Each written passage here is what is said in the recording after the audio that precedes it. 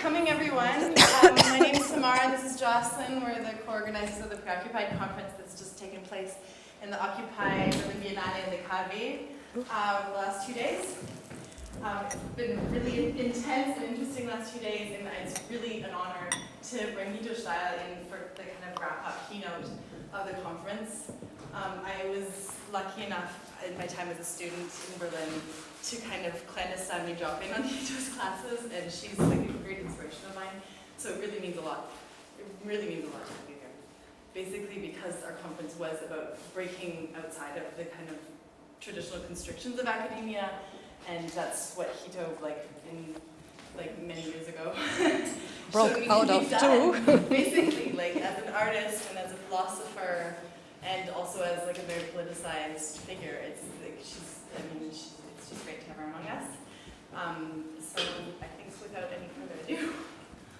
Okay. Well, thanks a lot, Samara, for the introduction, and also I'm very honored to be here. I think Samara already told you in very polite terms that this is not going to be an academic talk. It's not going to be about Occupy either, even though the title might suggest that. But actually, I started writing this text more than around 1.5 years ago, as Tahrir Square was still being occupied, and all this, let's say, more global movement hadn't even started yet. So I started thinking about these terms from, let's say, a different perspective, and also I would like to think through the terms occupation more in the sense of occupation as the thing which was formerly called labor, but also occupation as something which obviously has to do with military occupation nowadays, and to situate whatever occupation could be in between those two terms. And I also have to say that I tried not to repeat what I wrote, let's say, a year ago, and updated it several times. So I tried to include many new elements, and to the point that in certain parts it might stop to make sense. So I really hope that you will be generous enough to help me make sense of the new parts in the discussion afterwards. Okay.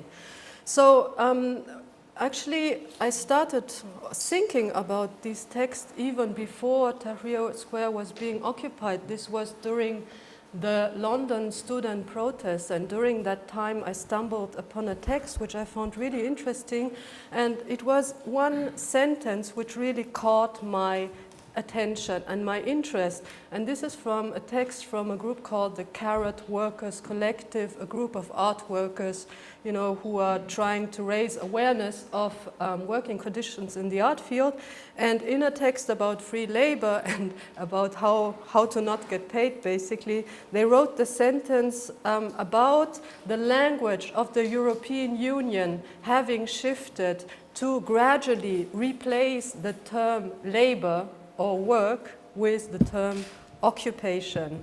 And they noted, of course, that this was a quite interesting shift because it had the tendency of emphasizing that the population would be kept busy instead of actually earning money or having a wage or a profession, in fact. And I think that, this change in terminology is quite interesting because it emphasizes a difference between two very different paradigms of activity. Labor, on the one hand, and then occupation, which tends to, replace the term labor. So I think if we think of labor or work as in the sense of labor, then it has certain implications for time and space. I mean, for time in the sense that traditional work somehow implied that it had an end. At the end of the day, people would go home and then they would reproduce, their labor power, but there would be a sort of difference between labor proper and the reproduction of labor power, whereas occupation is something which goes on endlessly. You cannot really tell when it's over. It tends to go on permanently, constantly. And also I think that labor implies that there is a product at the end of the day, a result. There's something into which, to use, Marxist classical terminology, the worker alienates him or herself into. So there is something else, as a result or a product, whereas occupation doesn't necessarily imply that.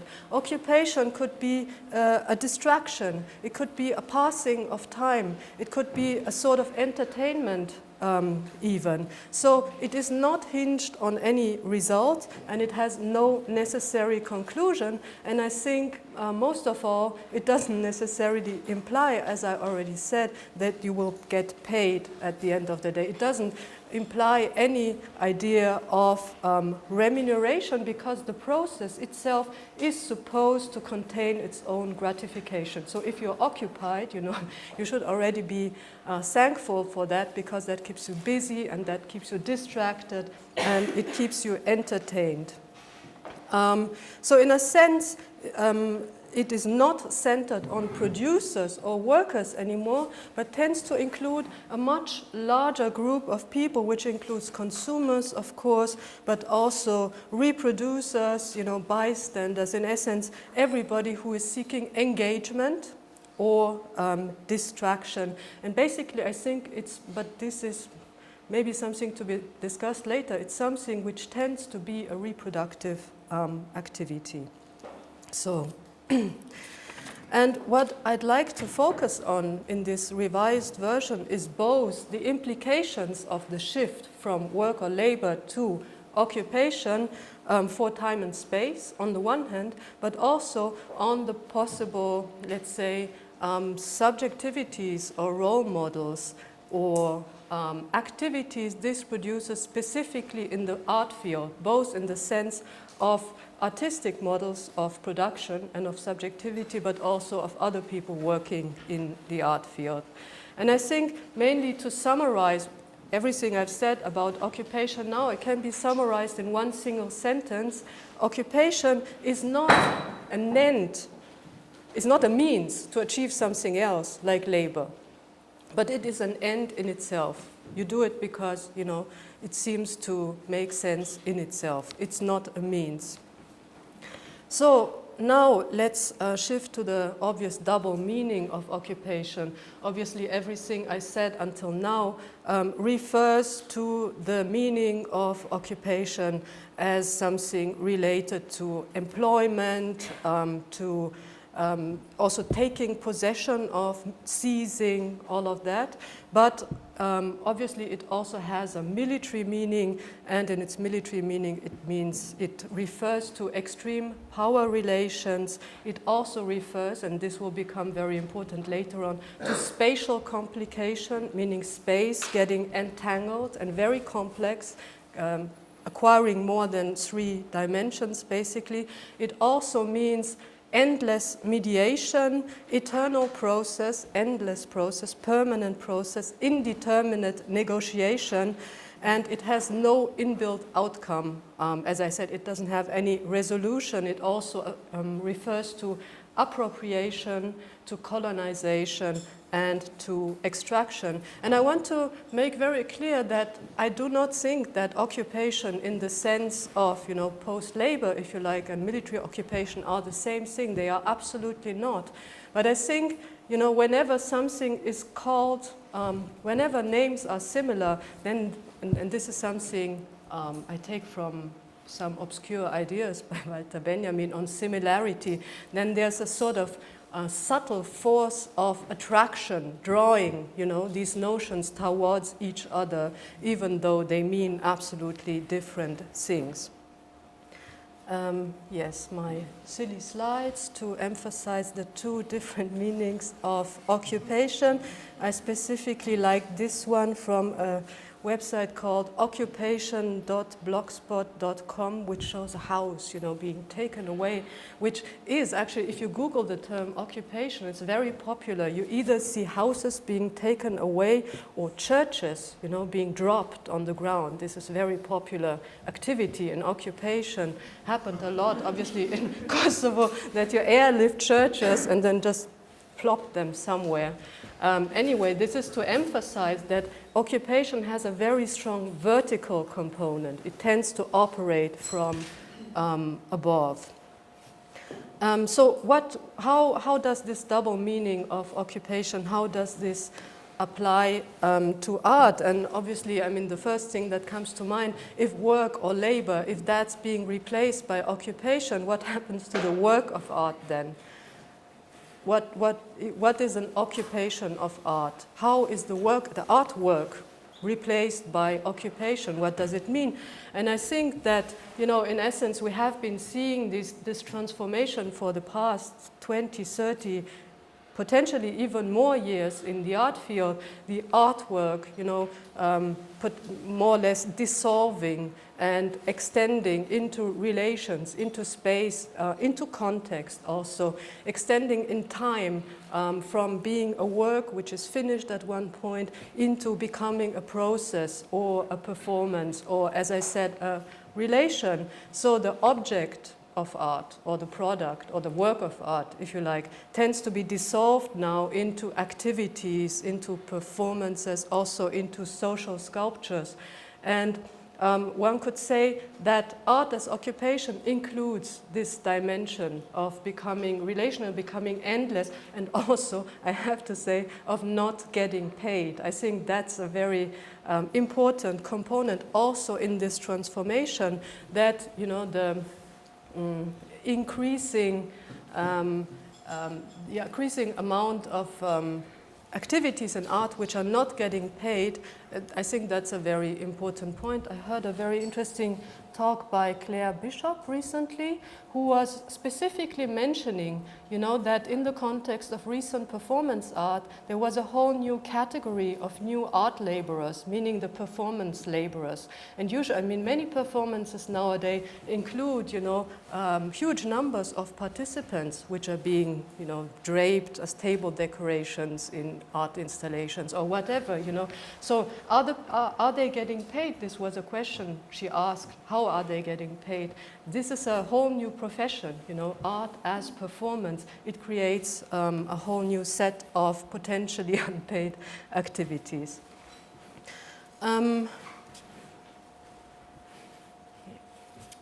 Yes, but of course we can also say if we you know, move forward from the work of art or the former art object, we can also see that art, of course, is an occupation in the sense of keeping people busy, keeping them also in sort of temporal in programs, in schemes. We see that a lot in art education, that, for example, graduate programs, but also postgraduate programs and postgraduate programs tend to extend, you know, art education quite extensively. And I think it's sort of, maybe, I don't know whether it's really new, but it's something which really strikes my mind, that in this way there are really buffer zones being created that shield, you know, people from the full impact of the market by, you know, providing these spheres of limbo, if you like, where people are being occupied. They are being occupied in occupation. Obviously they also work, you know, most of them, because they have to reproduce themselves. But these are zones of occupation of unclear activities which extend, obviously, into the whole art field. And of course, the whole paradigm of cultural industries was a kind of prime example that, you know, the idea that this kind of activity doesn't need to be paid anymore has become quite accepted in the cultural workplace. So what is being produced are less works of art or art objects. I'm saying that without, you know, any form of judgment, but what is being produced by occupation are processes, is knowledge, is engagement, is also mediation, and, you know, this type of activity tends to produce more and more educators, mediators, guides, people who take, you know, people through exhibition, and also guards. I think this is sort of the prime, you know, product of contemporary art education, at least in Western Europe at the moment, to produce guards whose occupation is, of course, again, processual and not paid well. I remember, there were these discussions. No, well, we'll talk about that later. Okay. This was about payment in some Berlin exhibition. Do they go below, minimum wage or not? And what is a minimum wage? We don't have any legal minimum wage. Is a wage of €4.20, is it still acceptable? And so on and so on. Okay, and I think that in the figure of the guard, we have a quite unexpected, but also maybe not so unexpected, intersection of both meanings of occupation, both occupation in the sense of somebody who is hanging out, and wasting time basically in front of artworks, and on the other hand also occupation in its military meaning, because many, and this is what I'm going to show you later on, many of the guards in museums are in fact veterans. No, I mean in US museums at least, and many other countries of the world, guards in museums work in the privatized security sector, which tends to hire veterans, which means that many people you actually see in museums do have profound, not only military training, but combat experience, I mean literally, and I will talk about a few examples of that later on. And first it occurred to me when I read an article in a text in The Guardian, I think more than 1 year ago, where a professor from Chicago University called for guards in art spaces to be armed. They should wear firearms, he said.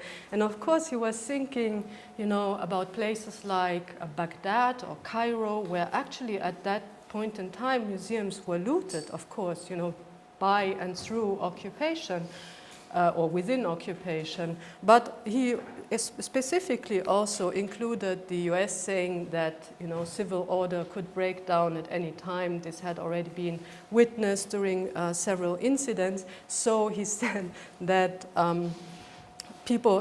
guards in art spaces should be armed, and I couldn't believe it. But then, of course, after researching the issue, it turns out that, of course, many guards in art spaces are already armed already nowadays, and that the militarization of the art space is something which is really increasing right now. Of course, being fueled by, homeland security issues, but all types of other, factors of militarization of our overall societies, and also information technologies starts creeping into the art field. Maybe just to show you one brief, I can't even say it's an example. It's just rough footage, raw material, which I just shot actually last week.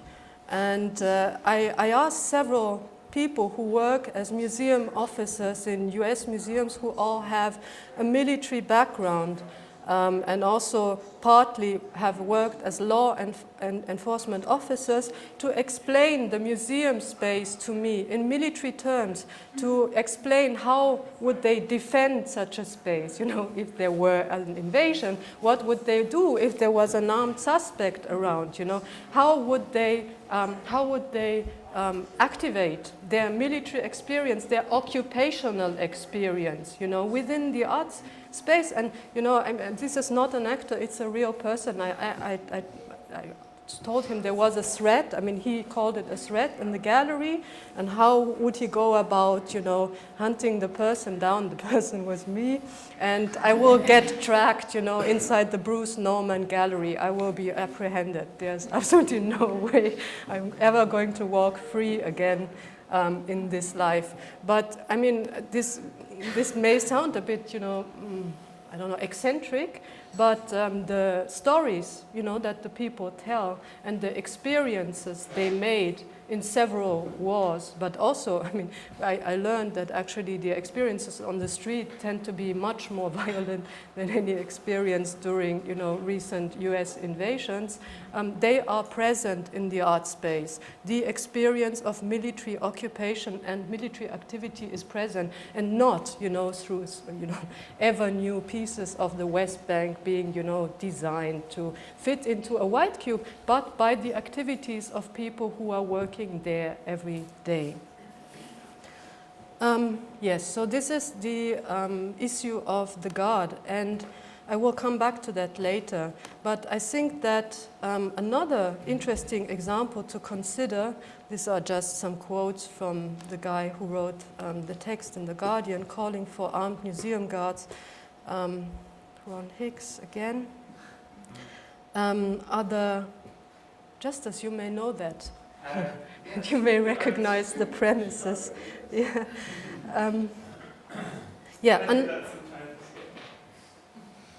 We will all pixelate them, so nobody will know that it was there. Anyhow, so that's another example, I think, of, let's say, occupational subjectivity in a museum, and this is the figure of the intern. So this is a typical Google search for the intern, and this was the most devastating image I was able to find online describing this kind of widespread occupation.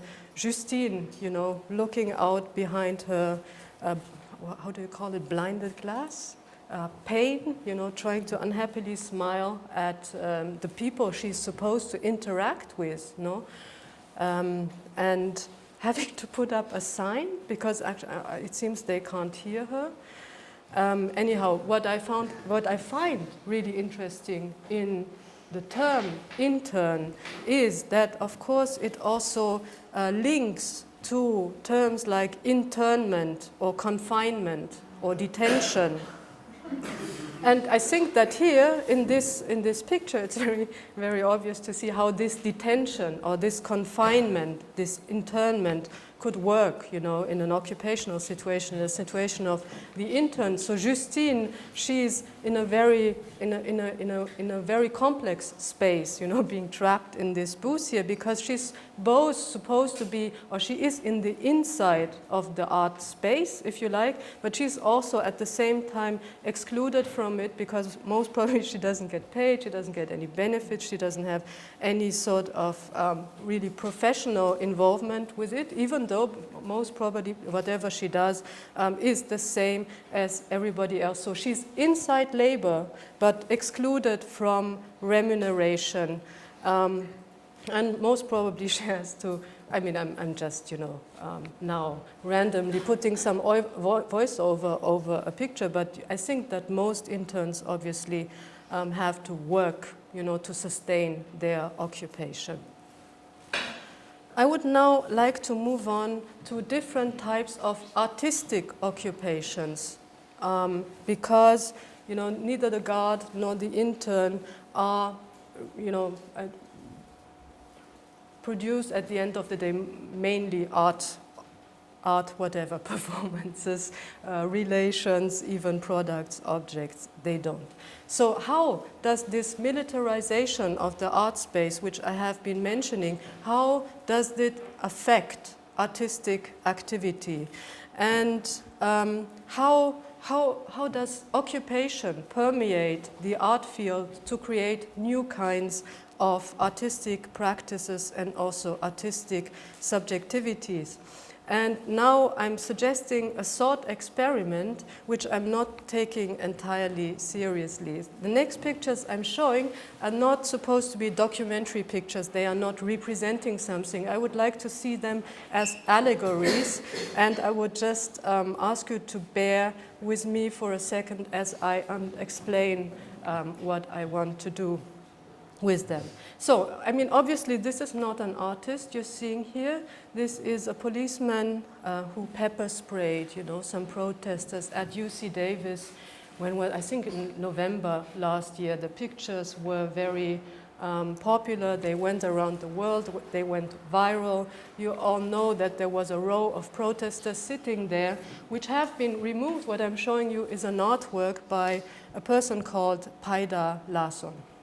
And of course, many people would now say, oh my God, why have the protesters being taken away? One is erasing them from history and so on. But I would just ask you to withhold that kind of idea for a moment as I explain what I want to show in these pictures. Because I think that if we look at this policeman, something very interesting emerges once we remove the protesters, because you know, this kind of police work that is pepper spraying and also clubbing and hitting and performing all sorts of violence reveals in this picture its proximity to very traditional forms of, you know, artistic production, namely to painting.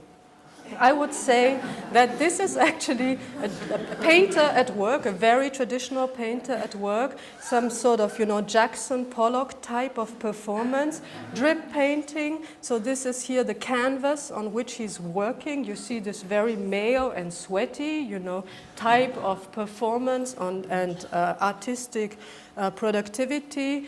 Paint is dripping everywhere. You see it on the floor. The canvas is slowly filling, and you see the audience back there is fascinated, you know, gripped by this spectacle which commands all attention. And I think, you know, that the traditional performativity of this kind of, you know, painting, or this whole tradition, is being reactivated by this type of police painting or police performance, if you would like to put it like this. And one can see that there is some artistic potential in this police performance, and, you know, obviously, which translate immediately back into asserting violently male authority, defending capitalist property rights, and in this case also sovereignty over real estate. I think it was about, you know, occupying university premises, and they wanted to remove the protesters.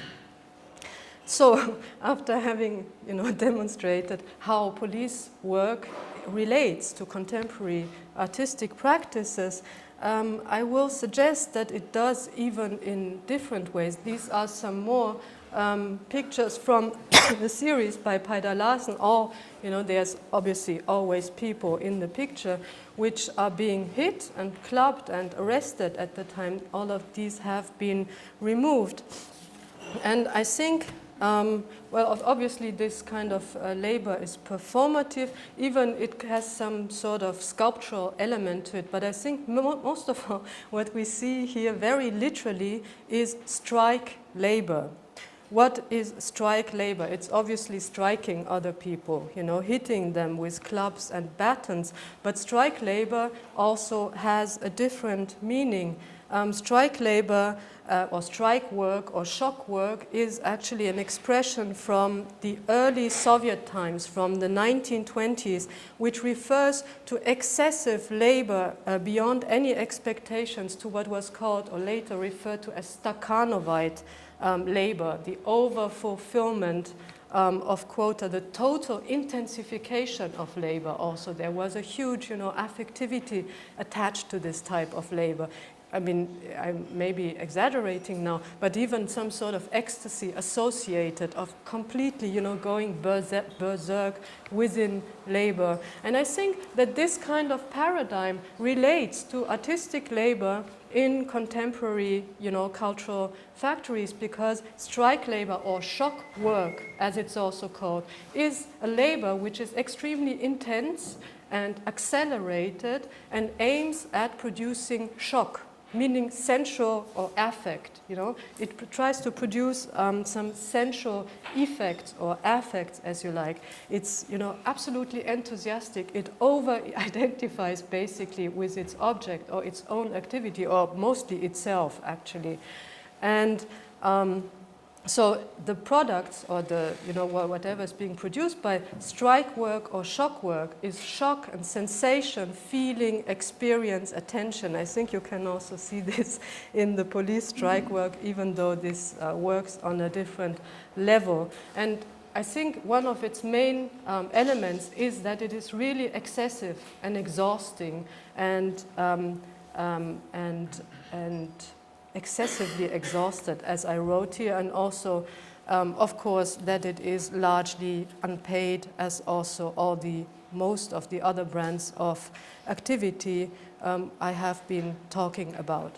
Now, of course, one could say that the police, they are not, you know, they are not being paid as for peace, as a piece rate. No, I mean, usually they tend to have actually they are still occupied within the paradigm of labor. They have steady jobs usually, but this might be also a thing of the past, as some plans to privatize the police forces, for example, in the UK demonstrate.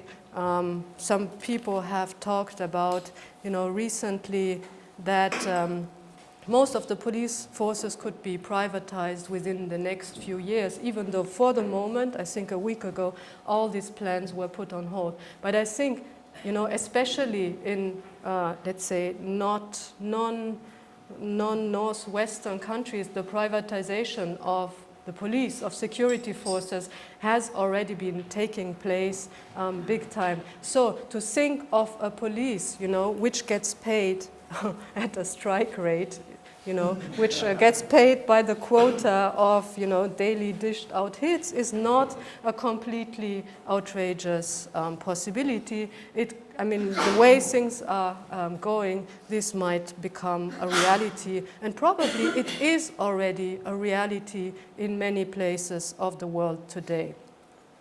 So yes, that's about strike work. And let me show you the last set of pictures which show, the police holding whatever they have. It's a super slim, club or whatever it is. Anyhow, to me, it looks like a sword. And I had the idea that what these guys were doing there basically was, wielding swords or wielding lances, where they were essentially freelancing. So their art, the police art in this case, is wielding, this weapon in an artful way, like the old, freelance swordsmen, which were renting out their fighting capacities.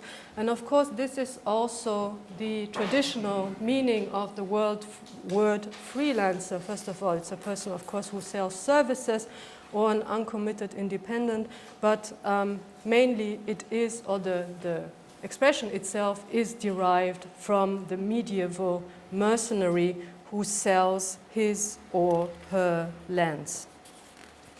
And okay, I'm going to cut that. This is my usual reference to Japanese samurai cinema. But the point I want to make, of course, this was a mercenary. Yojimbo, the bodyguard, this is a mercenary. But, whatever allegorical meanings one might want to draw from this kind of movie, one shouldn't forget that the mercenary is not an allegory nowadays. No, it's not an allegory. It's actually a figure that plays an important role in contemporary occupations. In the recent Iraq war, there were about 20,000 individuals belonging to so-called PMCs, which is private military companies, and it was hotly contested whether one could really call them mercenaries or not, according to the Geneva Convention. But what this, again, increasing privatization of security and also violence, the privatization of the monopoly of violence shows is, of course, an erosion of the control of such powers by the nation state, the undermining of accountability and the rule of law. And of course, this is also something which then again filters back into the museum. In the role of these guards, the guards, the veterans, the former occupants, if you like, they work in these PMCs.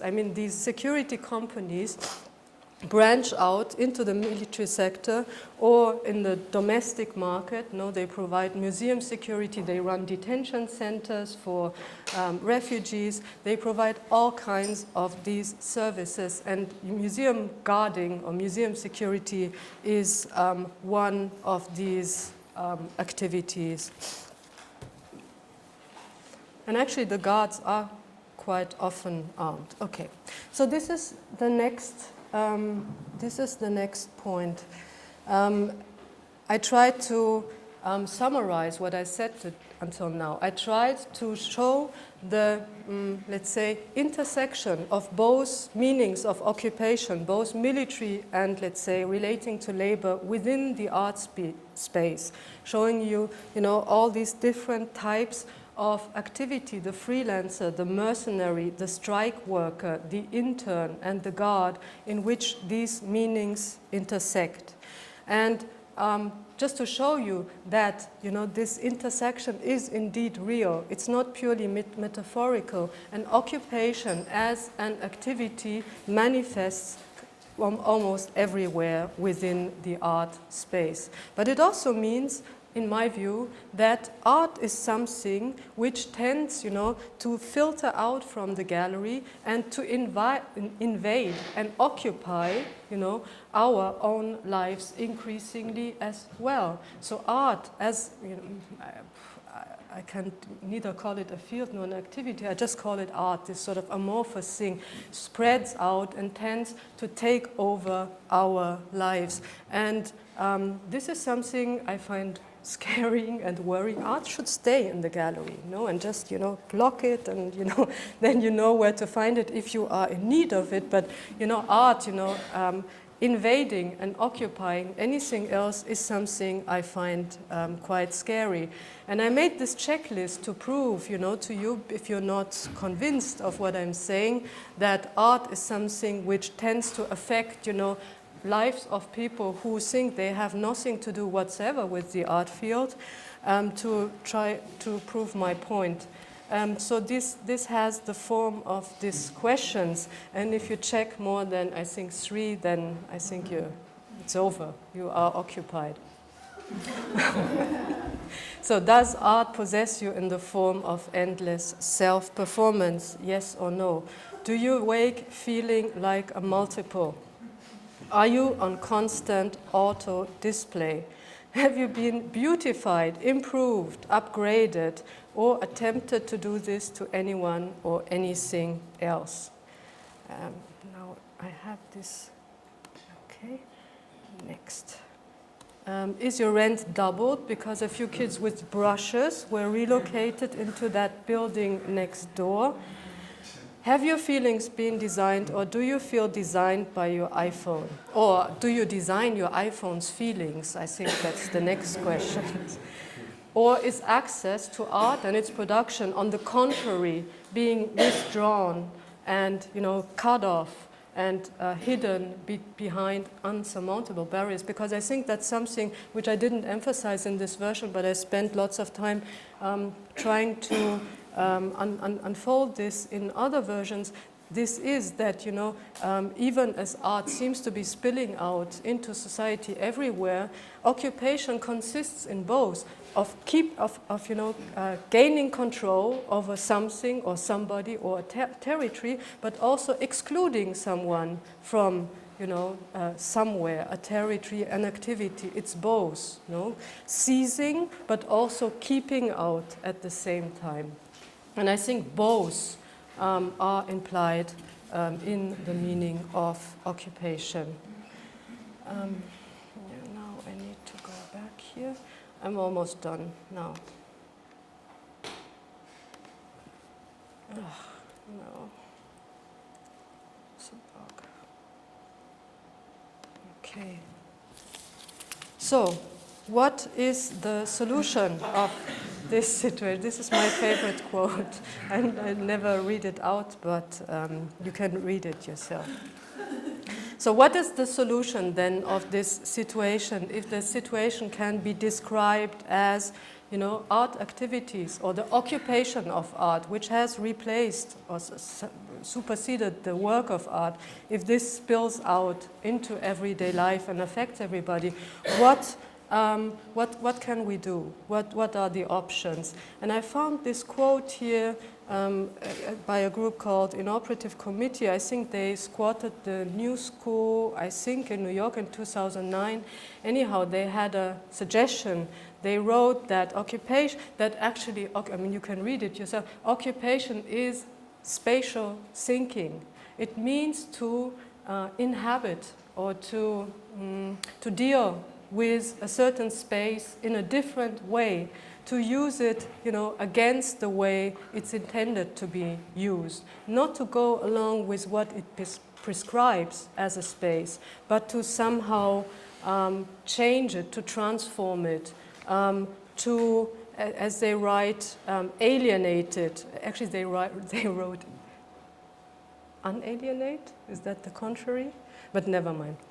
Okay, how can one change this space? How can one make it inoperative and unproductive, if you like? And I think that in this case, we have to go back to the professionals. We have to ask the people who really know how to deal with spaces from this kind of perspective. So how can we engage with the art space? And let's, just for simplicity's sake, it's not very correct, but let's just, to keep it simple, keep it at the museum space. How can one engage with this space differently? And let me come back to my guards here. Oh no, it's closed, sorry.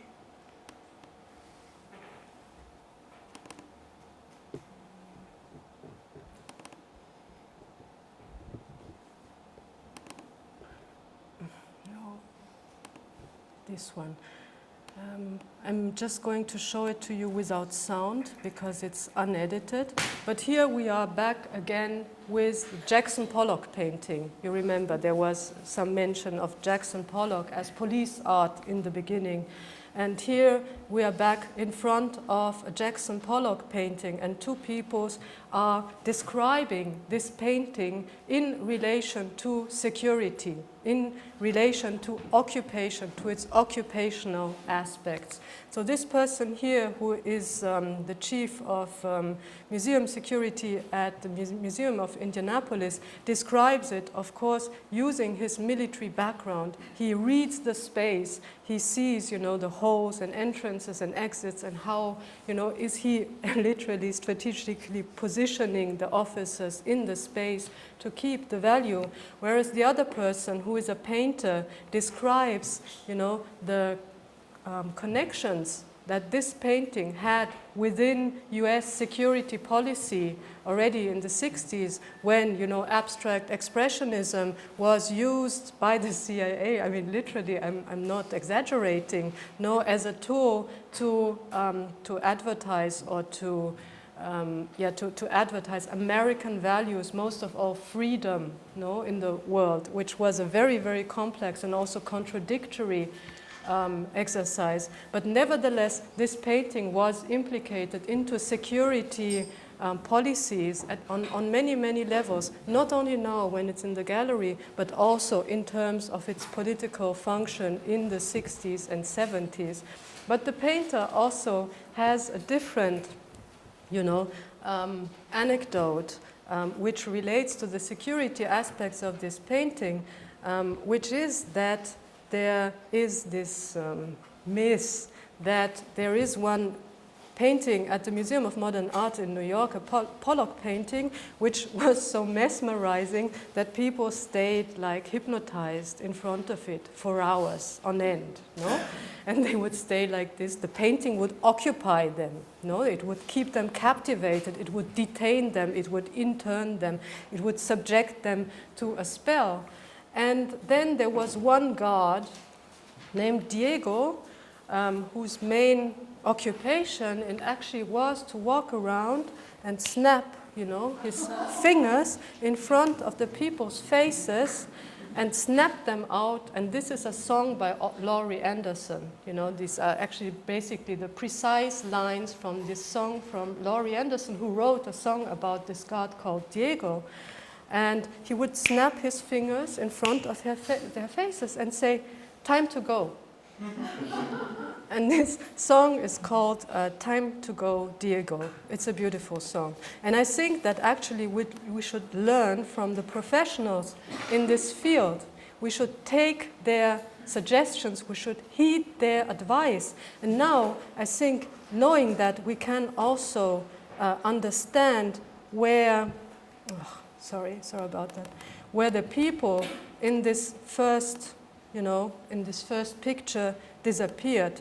they were not, mischievously erased in order to falsify history and to minimize the impact of, the resistance movement. But what happened is that somebody snapped them out of the trance of this spectacle and told them, time to go. And they realized, that it was time to go, to leave the zone of art as occupation, to be snapped out of the art trance where art is invading and occupying and subsuming your lives without giving you any remuneration except for distraction or entertainment or engagement, another military term. So I think Diego might have gone around and snapped his fingers, and the people actually said, yeah, well, let's go. And that's all for tonight.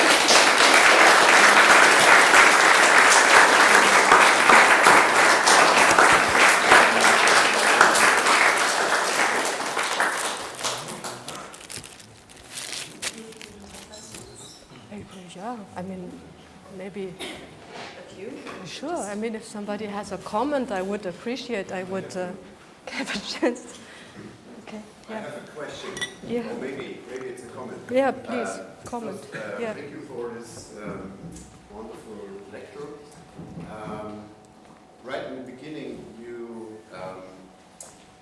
problematized the term occupation, and I think it's very interesting to put it in the context to be busy, because it reminded me on that concept that emerged in the 90s in Germany when we tried to describe labor in new terms. We decided to call it Beschäftigungsgesellschaft. Yeah, genau. Yeah. Which could be occupation society, exactly. But actually it's meant to be the society of activity. Yeah. Yeah. It has and exactly that double. It also, I mean, there was a time, also before the 90s, when the term activity was had a positive connotation. I mean, Hannah Arendt, for instance, Vita Activa, with her concept, she also dislinked labor and the product in a very positive way. She did not problematize this question. And well, the term activity, it also came back in German language with this Udani Tut, with this strike workers. In German, they were called Aktivisten. Adolf Hennecke, der Aktivist der ersten Stunde, that's a famous GDR figure. And it's very unhealthy, but I think he felt he was really happy to be that activist, because it means also self-fulfillment. That's also included in that concept of activity.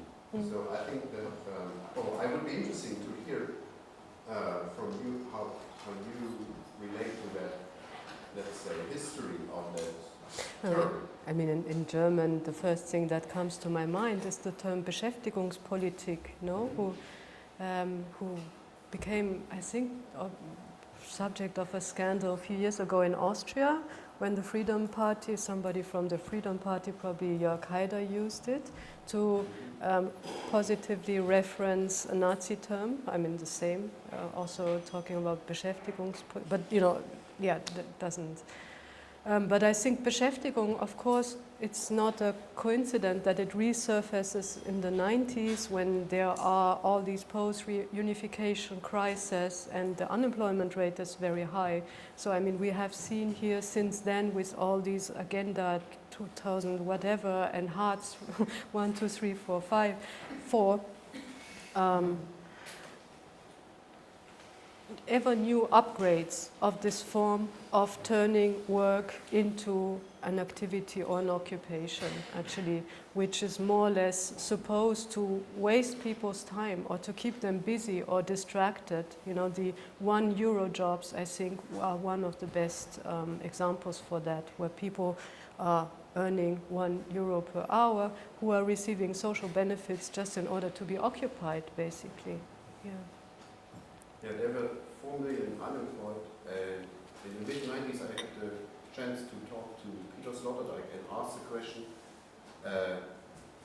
could you imagine that 4 million unemployed would be artists? That question would relate to your concept of artist occupation. No. He said, I mean, that's also good news for you. What he said was, don't be afraid of that. He could imagine that 4 million unemployed would be active in sports, but not in art, because sports does refer much more to the condition of our society of activity.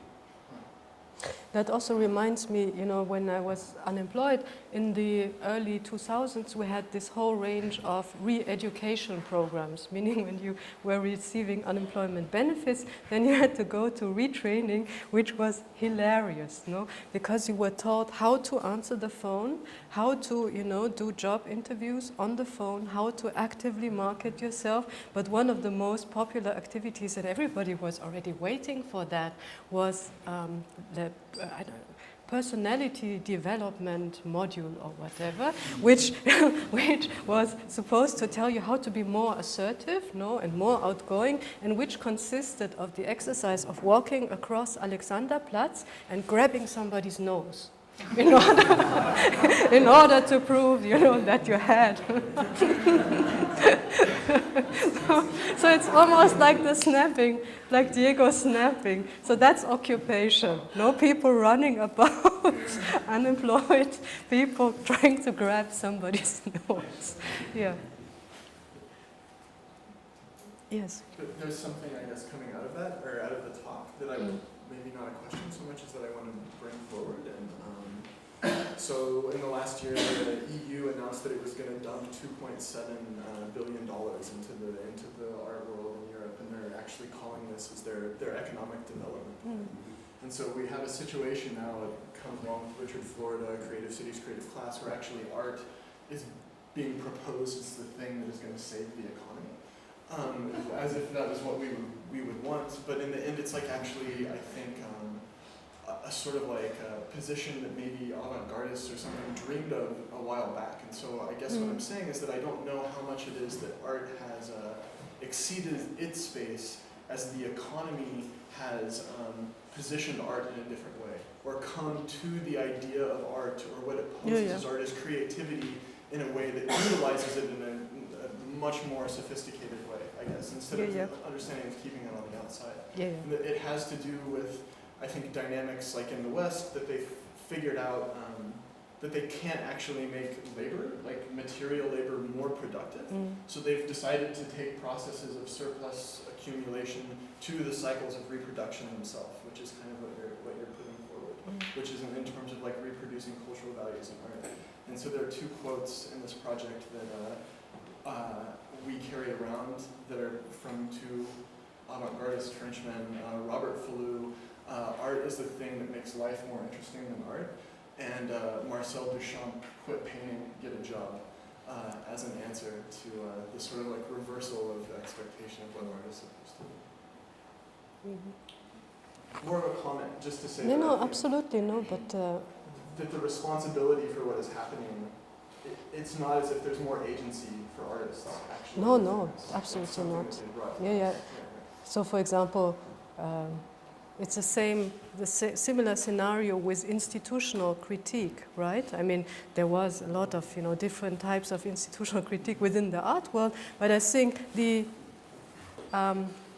economical institutional or neoliberal institutional critique inflicted upon art spaces since, you know, at least the 80s, the 90s, and then ongoing with dismantling funding and so on, cutting public funding, and that has been much more efficient. So in the same way, I think what you're saying is absolutely correct. Whatever people in the art field want is maybe a sort of mirroring, no, of the more general social and economic processes at hand. But I think actually that this is a mirage, no, and we still haven't really figured out how this economy really works.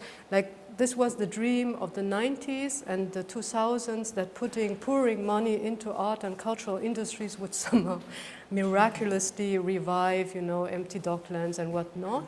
But it has, I mean, you see the whole ghost towns, really. I mean, by now there are art ghost towns, you know. You look at Ireland, you look at, you know, middle UK, look at Spain, you know, there are creative ghost towns which were created in the age of real estate speculation and which are intimately tied into these processes. And in a way, we've already seen the first bust of this boom, if you like.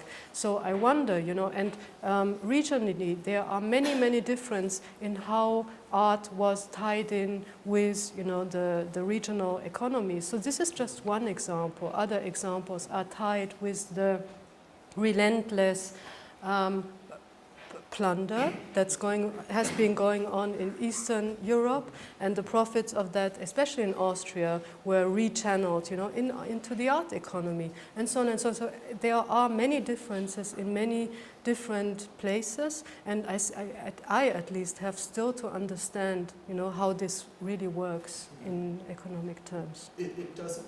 I mean, I think 2.7 billion is a joke. Like a real economic development plan for Europe would be like 270 billion, if not trillions. And so it's really just, right now it acts as a discursive placeholder because they don't know what to do. But so they put it out there because we're going to feel great about it, I think. It's good for us in this room, but not necessarily what they say it's good. Yes? I have a comment and then a question.